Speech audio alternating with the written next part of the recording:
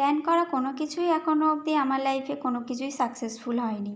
তাই হঠাৎ যখন জানতে পারলাম মন্দিরে যাওয়ার কথা, তো আমি সাথে সাথেই রাজি হয়ে যাই আর চলে আসি এই মন্দিরে। মন্দিরটা কে কে চেনো একটু বলো তো আমাকে?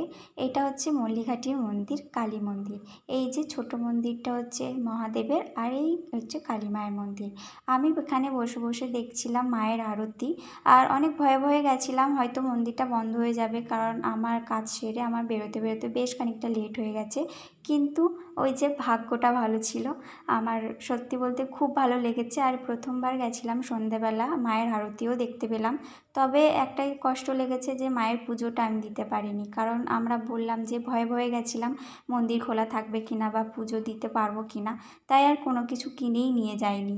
পরে একদিন গিয়ে মায়ের পুজো দিয়ে আসবো, তাই আপাতত মন্দিরের আরতিটা দেখেই বাড়ি চলে এসেছিলাম। আর তোমরাও পারো এই মন্দিরে গিয়ে আরতিটা দেখতে, খুব ভালো লাগবে।